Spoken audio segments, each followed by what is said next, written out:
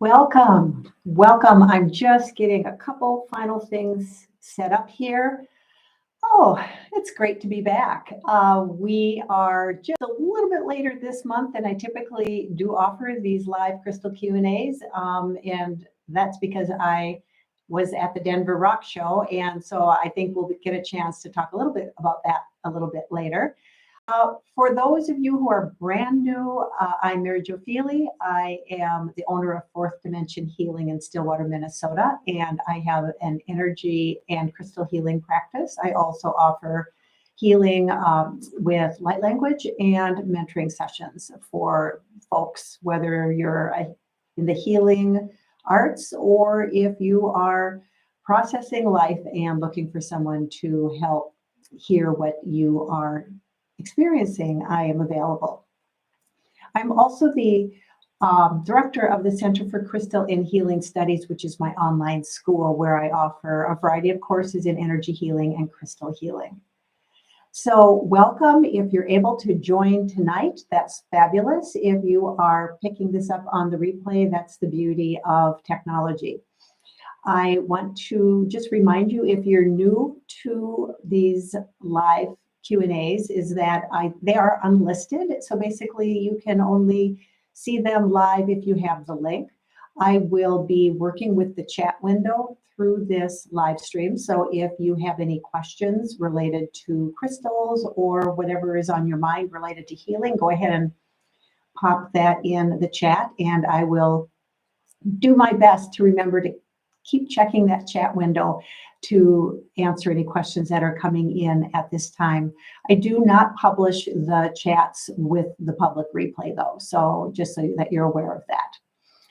We have a number of questions that have come in, and so I think the best way to get rolling is to just get rolling.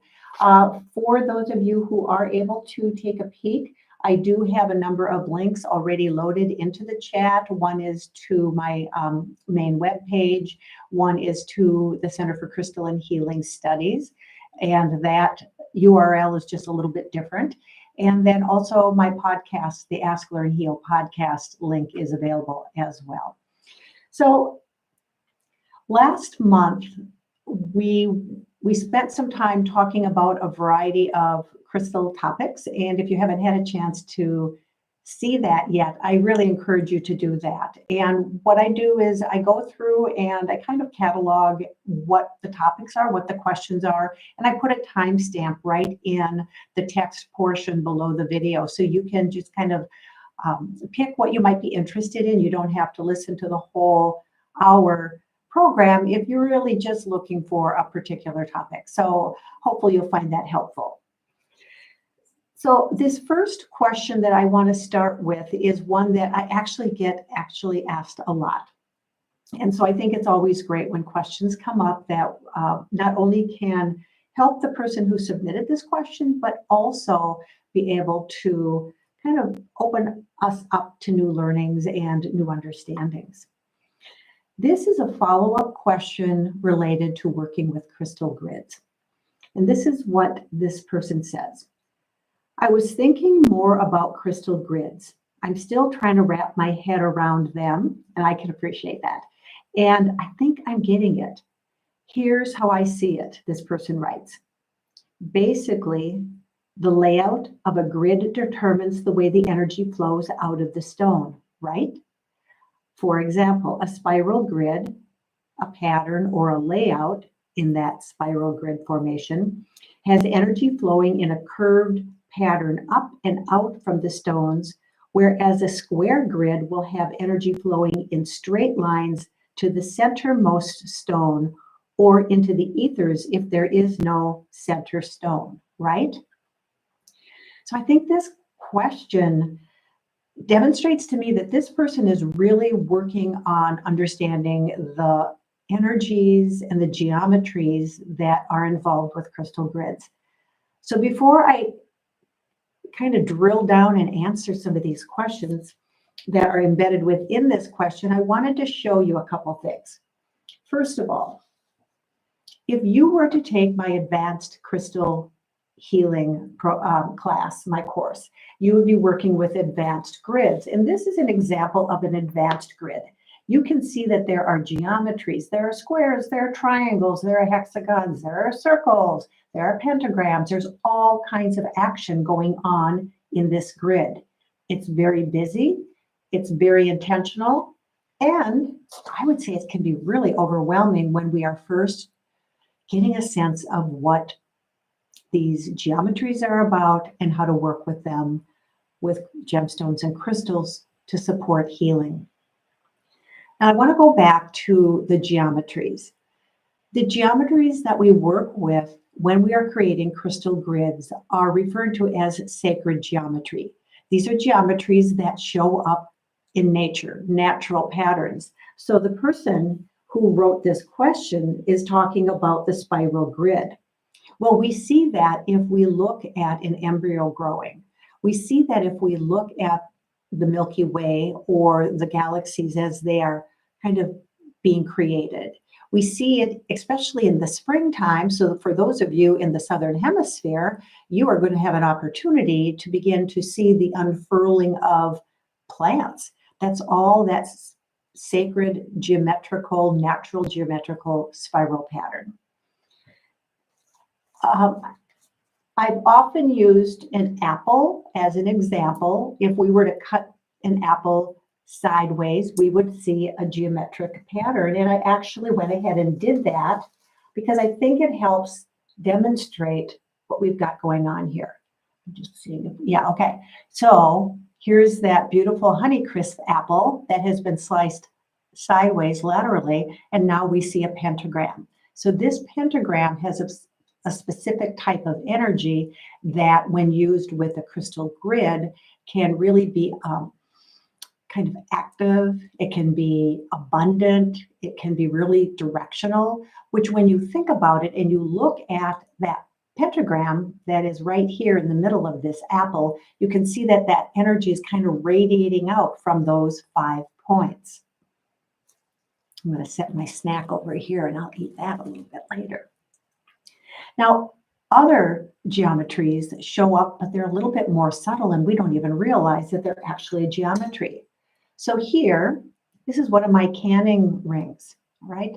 So sometimes you will find a grid, and I'm going to pull this complex grid. You can see there are those circles. So the circles have a unique energy formation and pattern. And so when we're working with the circle, you can see that there is this, this sense of completion. It is a balanced kind of energy. It's not going out in these different directions like the pentagram within the apple core was doing. This same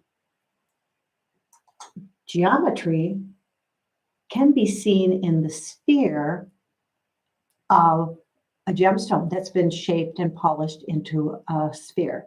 So if I wanted to work with a grid that would be circular or have at least a circular component to it and work with a gemstone or crystal that also has that circular shape, we're going to be able to kind of marry the two energies together, bring them together, and they'll be able to support each other. Another geometry is a square geometry. This is just a coaster, right? But when we look at this, we get a very different sense when we're looking at and kind of sensing into the shape. Just like this question says here, whereas a square grid will have energy flowing in straight lines. And if we're working with grids, we have a center stone. I would say that even if we don't have a center stone, we have a center point within this grid because there are these lines that are drawing and connecting these corners, even though we don't see them in this grid. So you can see this would be a really stabilizing kind of energy geometry to work with a grid if that's what we're looking for. So I want to go back now that I've explained just a little of that. I'm hoping I'm explaining it. And again, make sure you let me know if you've got questions. And if you're really finding that there's a strong curiosity that's bubbling up into your awareness related to crystal grids, I would really encourage you to take a look at my Crystal Grids 1 course through the Center for Crystal and Healing Studies. And that could be a way for you to get a strong sense of how to work with the geometries and the stones in order to make grids. So there are a couple things here I wanted to tease out. The question says, basically, the layout of the grid determines the way the energy flows out of the stone, right? I would say rather than how it flows out of the stone, I would say that it connects the stone's energies so that they are moving from stone to stone to stone in a particular pattern. So again, let's imagine we have a spiral. Okay, we're just going to have to imagine that.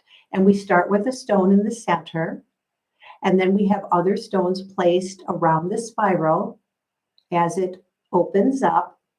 That center stone is going to be influencing and directing the energy from one stone to the next, to the next, to the next, to the next.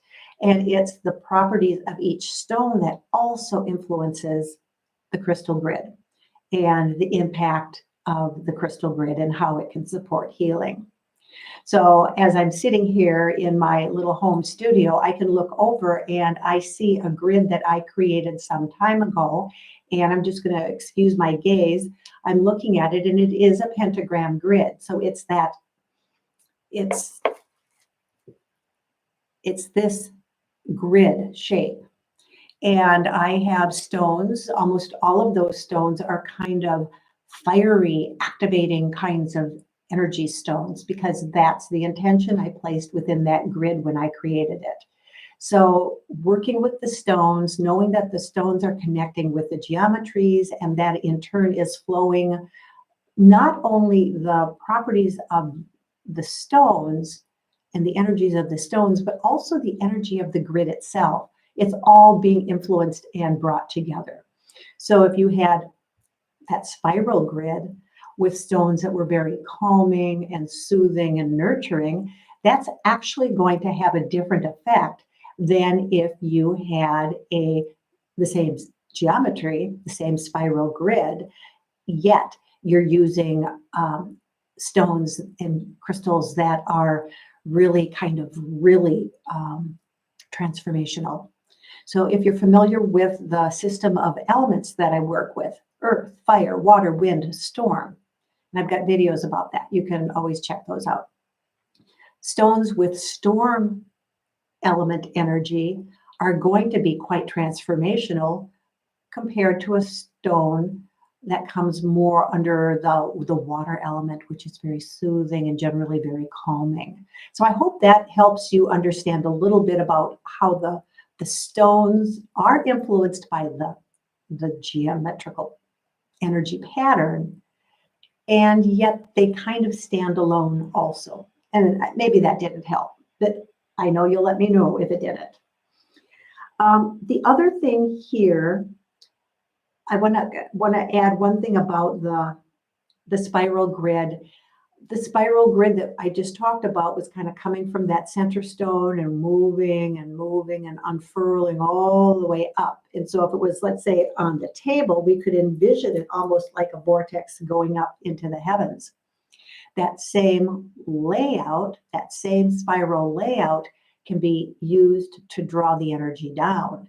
And it's simply by how the stones are placed, what the intention of the grid is. So whenever I see a spiral grid, whenever I create a spiral grid, I am intentional about, is this energy and this influenced stone property, frequency, energy, is it going up and out, or am I calling it down and in?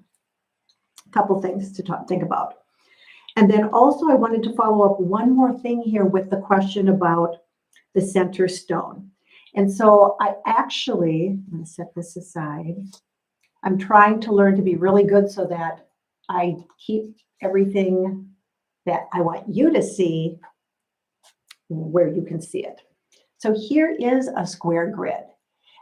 This is an example. I have these templates available on my shop. They're bundled. You just can download them. Um, I have these little different symbols as markers or points where you can place stones. You don't have to, but it can be really helpful. When I work with the grids, I typically will work with placements that are familiar and similar to this. So I'm going to place this here. So I'm going to show you how we can, having just kind of pulled together what we're talking about, we're going to create a grid with and without a center stone. So for a center stone, first of all, what if we were to imagine, well, first of all, we're using a square grid. We've got that solid base. We can do that anytime. It doesn't have to be for particular reasons. There may be times when you feel like you really want to get grounded and stable. You're going to use a a geometrical grid that's square. That could be really helpful.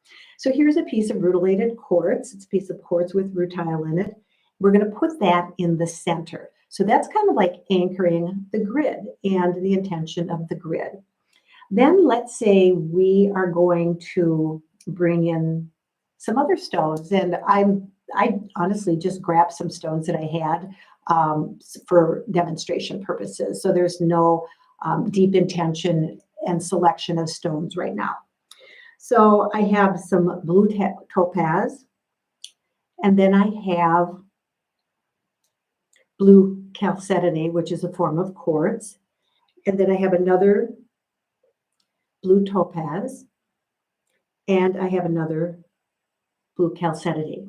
So that is an example of how I can work with actually 5 stones, right? We've got the center stone, and then these other stones bringing in a balance.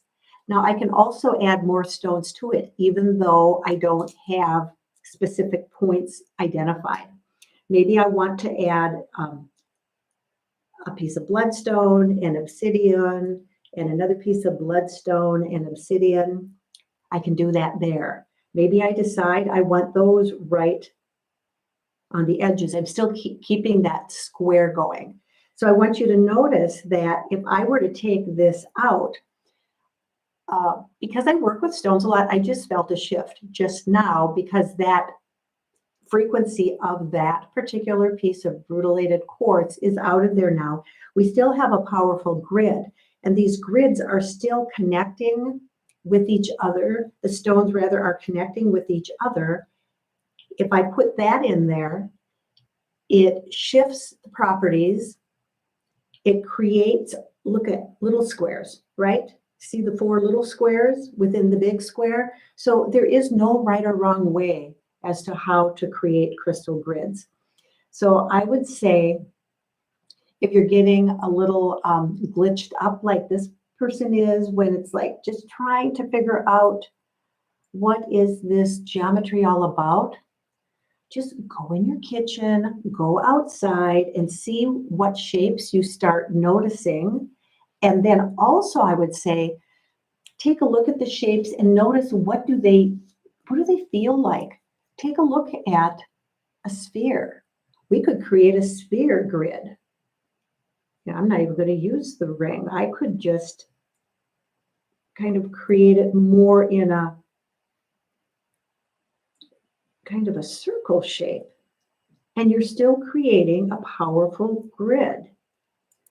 So this is the beauty of working with crystals. You can't get this wrong. And in our world, we feel like there are a lot of times we're getting something not quite right.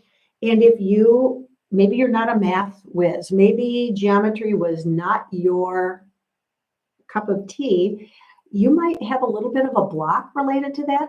Don't worry about it. Be with that, sit with that. That's fine, okay? So I hope this helped to kind of, don't go straight here, okay? Sometimes if you see a grid like this, it's like, oh my gosh, it's beautiful. I'm totally confused. I don't know what's going on. That's because it's a grid that you are not yet ready to work with. If you have been working with grids for a while and want to explore a vast, advanced complex system of grids, then talk with me about it. Maybe my advanced crystal healing course is something that you would like to work with. But take it slow and allow yourself to be okay with 3 stones. Whoops, dropped one of them. 3 stones, and create a triangle grid right there. And don't worry about whether you even have a piece of paper underneath you. So I hope this is helpful. I am hopeful that the person who wrote this question, I will reach out to them individually, but if there is anything else that they would like to follow up on, again, this is a great venue to do it in. Okay, so I hope that helps. It does take a while to get used to the grids, that's for sure. Okay, so my next 2 questions actually are kind of along the same theme. So I'm just going to take one at a time, and you'll see how they kind of fall into place. Okay, so this particular question says, I am wondering if the change in seasons affects working with gemstones. Are some stones better for fall as compared to winter, spring, or summer? So for those of us in the Northern Hemisphere, we are now in the fall season. We're in autumn, and winter, unfortunately, will be here probably sooner than we're ready for it. And both the fall and the winter are basically a time of hunkering down, of slowing down. We are accustomed to having it darker outside during the fall and the winter, and that is because this is a gestating yin time. This is the time when we are following perhaps the rhythms of nature a little bit more. Maybe we're going to bed a little earlier. Maybe we're sleeping a little later. We tend to kind of follow what nature is inviting us to do. So when it comes to, are there specific gemstones that are better to work with at different times of the year? Not necessarily, but perhaps. So the first thing I would offer as a question back to this person and even to you is, if this was going on in your life, if you're kind of sorting out like, is there a stone I should be working with more than another? It's fall, it's going to be winter. First thing I would say is, what are you noticing? What's going on within you? That is very often going to dictate what stones you're going to be working with. In the middle of summer, it is hot. We are active. There's lots of energy. That's a very young, kind of masculine, kind of creative energy time. And so it's not uncommon for us to have a lot of that energy going on. And sometimes we need to address that energy to get back into balance. So that may influence which stones we work with. So now that we're in yin time, what's going on? What are you noticing?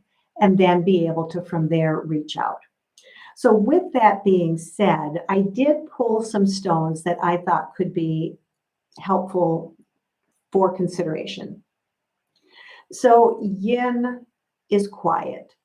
It's allowing. It's not necessarily more gentle, because we can do deep work and it can be unsettling when we're doing this deep work. And yet it's not like the loud gong, gong, gong, gong that summer brings in. I would say if we can work with stones that perhaps are a little bit softer or gentler, that could be an approach. So I have a few to take a peek at. One of them is chrysoprase, and I think I've talked about chrysoprase before. And chrysoprase is a stone that resonates with the water element. It is about communication. It is about expressing ourselves. And whenever you read about or work with a stone that it may say, oh, this is really good for communication, my sense is what it's probably suggesting, whether they say it or not, wherever you read this, is that it is a stone that's going to be supporting the throat chakra. And that is, of course, where we speak through. It's also how we express anything. So going back to the grid question. Let's say you're working with a square grid and you're stuck and you cannot figure out what you're supposed to be doing. You kind of have an idea, but it's just not falling into place. a stone perhaps like chrysoprase could help you, because it's perhaps that in this throat chakra area where that that little bit of that block, that energy is sluggish.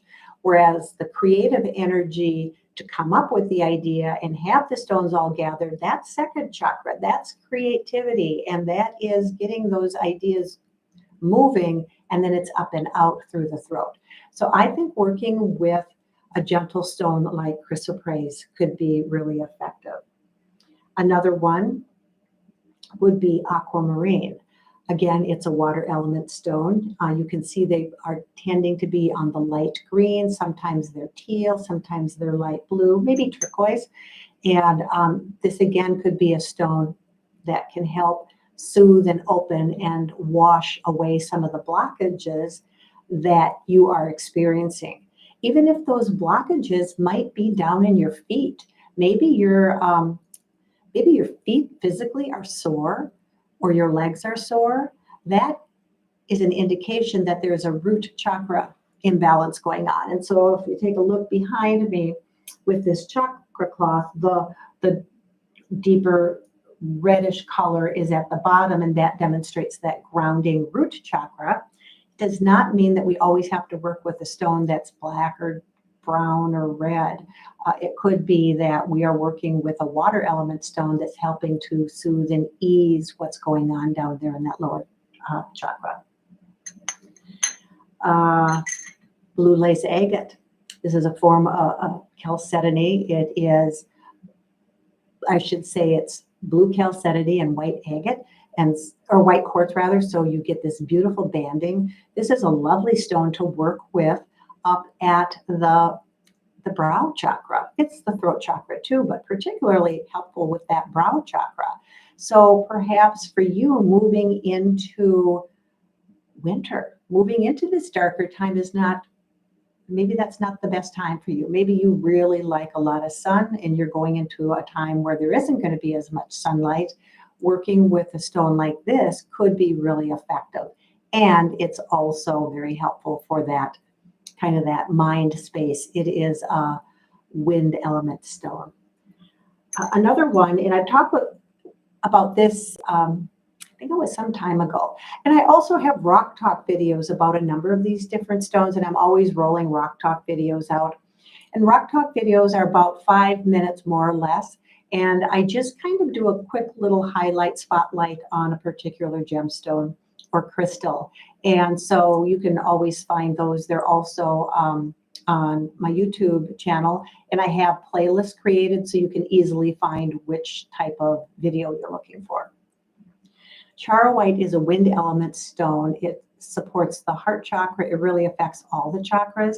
And to me, it is so calming and so nurturing. I work with charoite every day in a couple of different ways. And maybe you have, like, I'm fortunate to have a large piece of charoite. And so sometimes just having this nearby me is how I want to work with it so that I can benefit from it. And especially as we are getting into that more quiet indoor time. Sure, we go out when we may have outdoor activities, but we tend to be inside more. Surrounding yourself with some of the gemstones and crystals that nurture you and help you feel better is a great way to help support you during a time that's dark. Now, another thing that I like to work with, and I have mentioned this before, is working with shungite. Now, shungite is an earth stone. It is a yin stone, so it has this yin energy. So if I'm going to, here we go. If I'm going to hold the shungite in one hand, and here in this case, I just grabbed the chrysoprase and have this in the other hand, it can help support and balance my energy field. So if you're feeling really discombobulated, maybe you're super weepy and oh my gosh, you're just having so much trouble feeling like you can control your emotions. There's nothing wrong with not controlling your emotions, but maybe you're feeling like you really want to get them settled down. Work with a piece of shungite or You could have another earth stone, but I really like in this particular way of working with stones and balancing, I like to work with shungite and then another stone, in this case, chrysoprase, holding them and allowing them to just meditating or just resting with them in your hands. Maybe you're a napper and you take maybe a 15, 20, 30-minute nap. Hold one in each hand while you rest. It can really, really help. Uh, in my experience, I find that keeping the shungite in my left hand and the other stone I'm working with in my right hand works really well. So that would be an example of perhaps how you could work with stones moving into the yin time of fall and winter. Again, going back and asking yourself the question, what are you noticing? What's arising for you? Because honestly, that's what we're going for.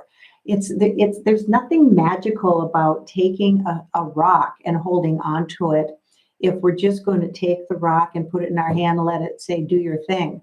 It's not about that. It is about engaging with the properties, engaging with the stone spirit within that stone, knowing that there is a type of life within the stone that is completely different than anything we can imagine, and learning to work with and connect with those healing properties in individual ways.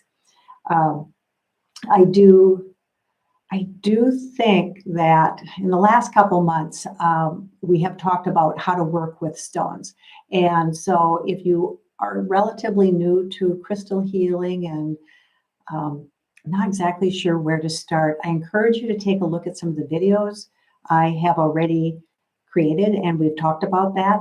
The other thing is in my podcast, my last podcast episode just a couple weeks ago, I actually have a podcast episode about kind of like my 5 top ways of working with stone. So it's again a way that you can get a little bit, some ideas about how you can do this kind of work a little bit more effectively. Because I sure don't want you getting stressed out with this. Just give me a call and I'll help you sort things out. But you've got this. You know, you're listening to these videos. There's a reason why you are engaging in crystal healing as a complementary and alternative healthcare approach to wellness.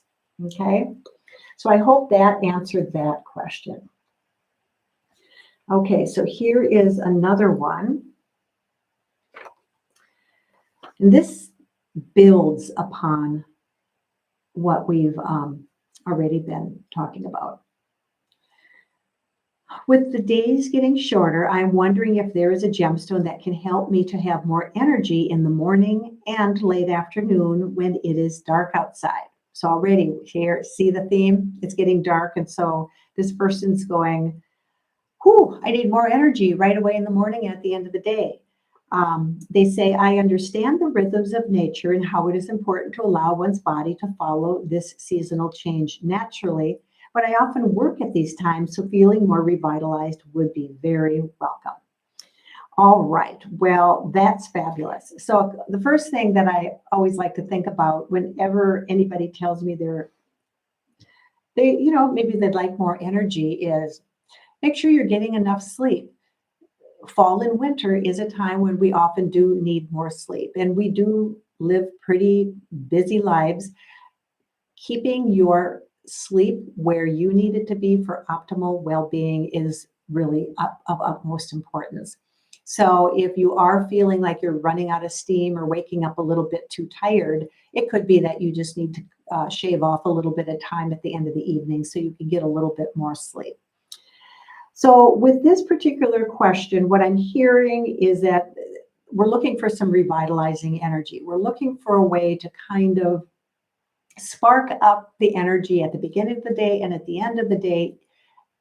And I would say this is going to happen year round, regardless of what the seasons are doing, yet it'll perhaps feel more pronounced when it's dark outside when you get up, and it's dark when you get home, perhaps from work, if you work a day shift, and you still have more things to do when you get home.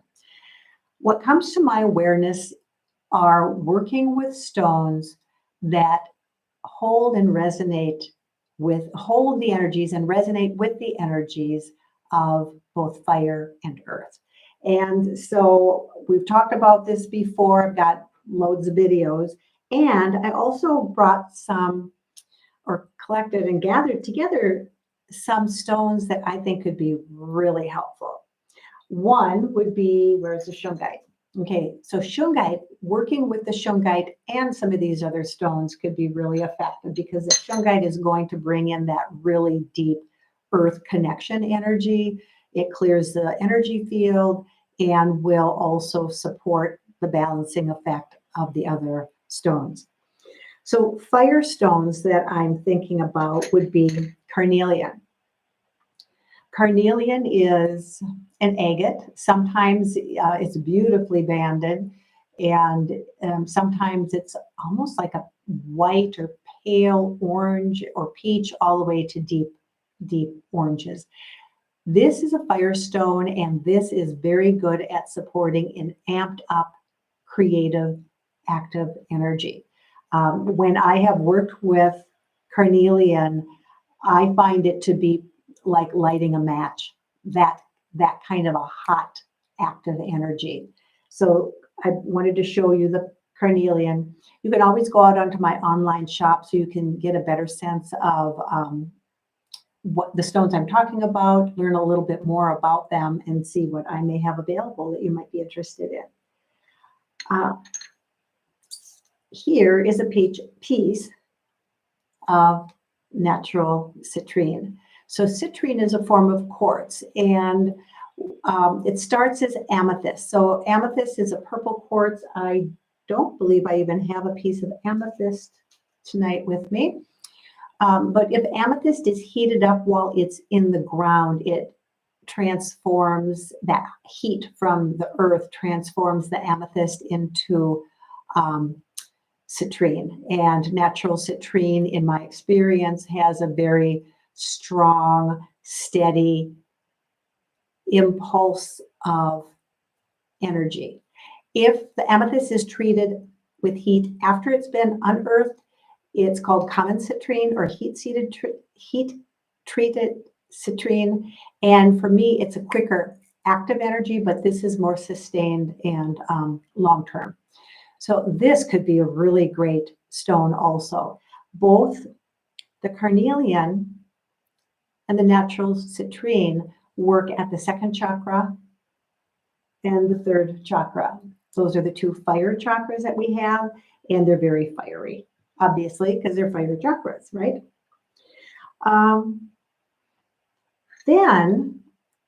Okay, so those are two fire stones. Then I showed you the shungite.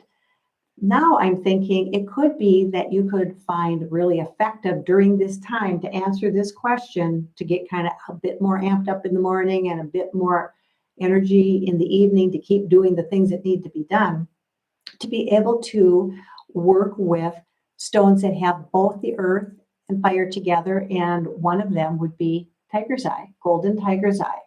There are different kinds of tiger's eye, like red tiger's eye and blue tiger's eye, but I like the golden because it pulls sun energy down and earth energy up. Again, it's going to be working in the second and third chakra, and then also the root chakra, because it is an earth stone also.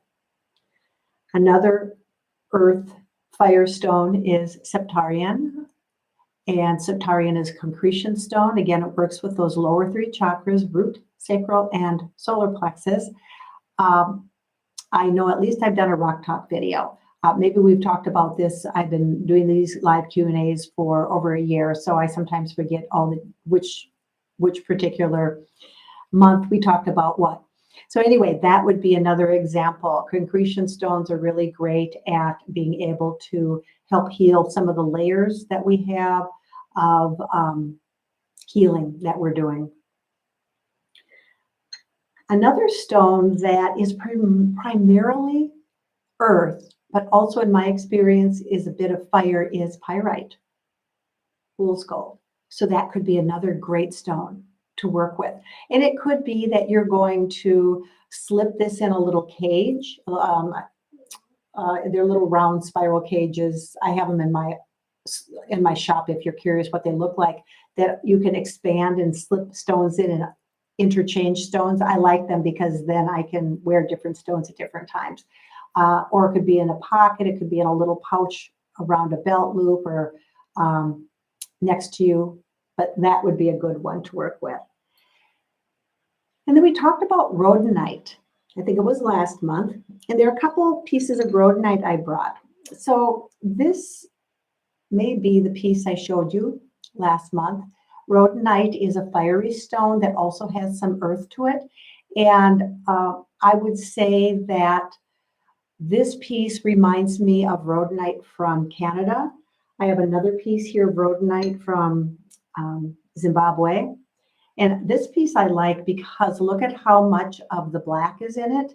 And that is a really fabulous for that grounding. And also we have the fiery color that comes through as the pink as well. And I would say as an aside, when it comes to rhodonite, so often we think that pink stones are weird, like rose quartz are really watery and they're very heart-centered. And this is definitely can be a heart-centered stone, yet it is very fiery. And it's not common to find a fire element stone that is pink like that. So I hope that that helps. Check how much sleep you're getting. Maybe you need a little bit more. And then consider working with stones that are earth and fire related. And all of the stones in my shop, I indicate what elements they resonate with. So you can use that as a guide, pull out the stones you have already and sort them out and figure out how you want to work with them. I actually keep all my stones grouped by element so that when I'm drawn to a particular element, I go to that particular area where those stones are. And then from there, I'm able to further discern which stones are going to work with me. Okay, so I hope that helps. Good. All right. So this is actually a follow-up from last month because, as I mentioned at the beginning, I was at the Denver Rock Show, and there are 2 national rock shows every year. I was able to be at the Tucson show in late January, early February, and then I was at the Denver show just about a week or so ago. And I wanted to show you a couple things that we talked about in the past, and I want to show you what I was able to find. Now, I have still not been able to catalog and update my inventory online. So just if you're really curious, just keep checking back and let me know. It's a bit of a daunting task at times, but I'm doing it. So we talked about Larimar, and Larimar is a blue pectolite. It comes out of the Dominican Republic, and I am so happy that I was able to find a vendor from the Dominican Republic. That was really important to me. I'm grateful also that I'm bilingual Spanish, so I was able to talk with the vendor and get a better sense about life in the DR as well. So this is an example, and I have a few pieces I was able to bring home, and those will, I think they're already posted on my shop, but it's just this beautiful, very rare stone that is fiery and watery. So this, it's volcanic in origin. So it's got the fire, and yet, you know, here it reflects all this beautiful Caribbean water. Here's another example of it. So I'd been looking for Larimar for a really long time. So you will be able to get a better sense of what I have available if that's something that you are looking for. But I did want to show you that I finally found it. Another stone that, a crystal that I've been working on finding for a long time is natural citrine from Zambia. And so I'm going to show you a couple pieces here. This again is very rare, hard to come by. I have worked hard and long to find vendors who I can work with. and be able to find this. And it has, to me, let me pull the natural citrine. It has a different energy than natural citrine. It is natural citrine, but it comes from Zambia. And so it has a uniqueness to that particular region of the world. And I find that that is just really amazing. It's a sort of stone I would work with when I am doing some deep work related to fire, or when I'm creating grids that I want deep work related to active energy. So you may have some stones that you don't work with very often, and that's okay.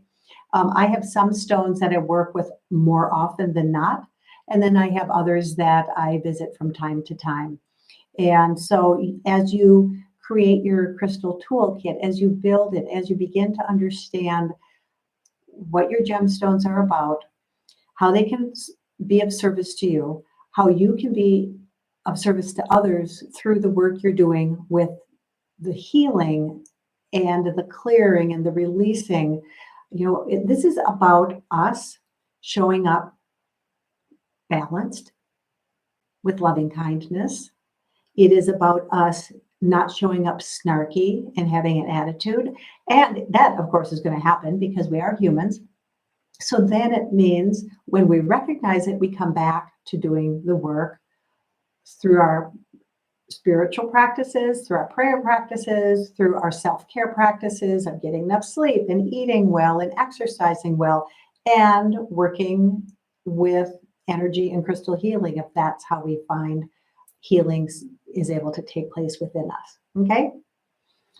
Another couple things I found, which I have been looking for this little guy for years, and this is a little teeny Buddha. It's kind of hard for you to see, but I will probably get that online eventually. This is a piece of picture jasper. There are all kinds of different jaspers, but I've been looking for him for years and finally found a vendor that carries that. I also little rose quartz. So sometimes having little figurines, it could be a shungite frog, it could be a rose quartz Buddha, it could be a little tower of selenite. Having those little carvings or figurines can be really helpful to just support us in our environment. We feel better when we have things that we love and near us. So that's really cool. The other thing I was able to find, and I have these, but I've been looking for more. This is Moroccan jasper. It's just amazing. It's got this strong earth element energy. And I've not seen anything quite like this before. And I was actually very, very happy when I also ran across this with a vendor. And so these are beautiful pieces of Moroccan jasper that can be a display. It could be that it's going to be sitting somewhere near you where you're able to reach out and touch it. Maybe it becomes almost like a mouse pad for you. You get to decide how you might want to work with something like this. But when I saw these were just so striking that I wanted to make sure I showed you, because you may not get a chance to see something like that very often. I was able to also find calcite, and calcite can be found in a lot of different places. One of the primary places is in Mexico, and I was able to meet a vendor whose family actually owns the mine. And for me, when I can get to that point with my vendors and my relationship with my vendors, that is what I'm looking for. And so I will probably next month be sharing a little bit more about calcites, because I found some unique calcites that I think could be really helpful. So depending on how many questions come in, if there is some are some questions to, or some space at the end of next month without the questions that have already been answered, then I will talk about calcite. Otherwise, just watch for some rock talk videos, okay? So those were just a few fun things, particularly the Larimar. I finally found it, and I finally found the Zambian citrine again. So this question it's great. How does an egg-shaped crystal work? Perfect. So I have this beautiful egg-shaped crystal. You may have seen this before. I may have pulled it out. This is a piece of corundum. Now, corundum, when it's red, is ruby. When corundum is any other color, we know it as sapphire. Corundum on the Mohs hardness scale is 9. And so I'm going to set this down for just a second. So talc is 1, selenite is 2, quartz, we'll pull out little rose quartz Buddha, that's a 7. Topaz, here's a little piece of blue topaz, that's 8. And then we have corundum is 9. And then 10 is diamond. The unique thing about the Mohs hardness scale is from 1 to 9 is shorter in distance, so to speak, than it is from 9 to 10, because the diamond is so much harder. So that's just a little bit of geek talk, rock geek talk about corundum. So back to the question about how do you work with an egg-shaped crystal? So when we look at this, I'm going to just pull over this charoite sphere. Just going to move that out of the way. It's not distracting. We see some similarities in that they're smooth, that they have a sense of sending out energy in all directions. Unlike, for example, this piece of Zambian quartz, kind of hard for me to show, there you go, has a definite directional termination or point that's pointing away. This is sending those energies out in all directions. The sphere is going to equally send it out completely in all directions at the same time. The egg is going to drop down and go up more than it is sideways. It's going to go sideways, but it's going to have this elongated shape. An egg represents the balance between masculine and feminine. So we've got the feminine egg, that feminine gestation time, the womb, the baby chick inside the egg is just waiting in that dark yin time to be able to emerge. And then that masculine energy is that active energy. And so this really brings into balance both the masculine and the feminine. So if you're working on balancing your masculine and feminine energies, maybe you are, you work a lot, you think a lot. Maybe you're a school teacher and you've got lots of things going on and lots of activity. It could be that at the end of the day, you are seeking more of a calm, quiet, resting time. That's what I'm talking about with the overactive masculine and the under-functioning feminine. If we can bring that into balance, we feel much better. So again, if you're the school teacher, you're still moving through your day, doing all the things you do with your students and with your co-workers and the administration and all of the expectations you have as a teacher. And you're doing it from a place of more centeredness.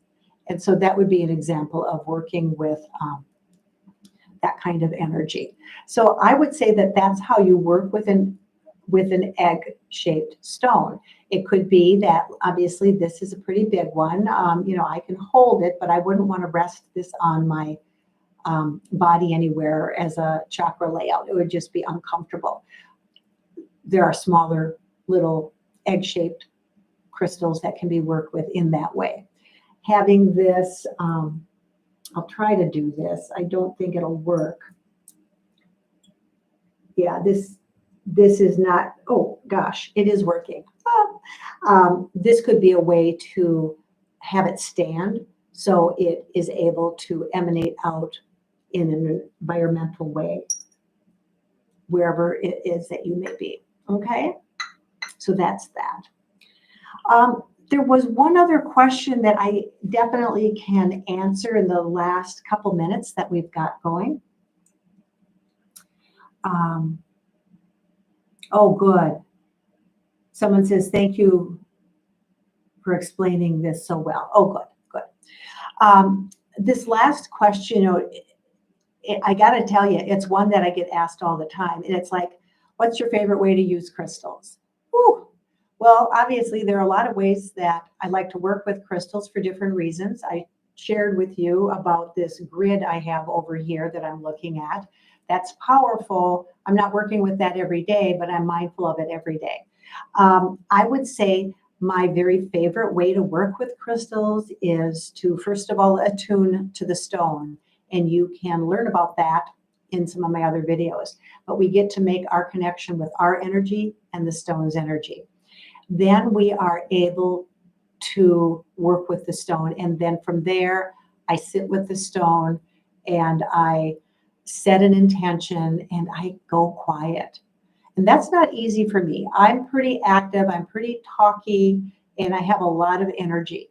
And so for me to have this practice of sitting quietly with a stone is important for me because it invites me to stop talking and stop doing and simply allowing that presence with the stone and what's arising within me to take place. There are, like I mentioned, and I have my most recent podcast episode that talks about five simple ways to work with stones. And so take a look at that. Maybe there's one that really resonates with you and that's something that you're going to find can be really, really helpful. Because it may be creating a grid, or it may be slipping that stone inside your pillowcase every night before you lay your head down to take a nap or go to sleep. Okay? So we've talked a lot. We have taken a look at grids again more deeply.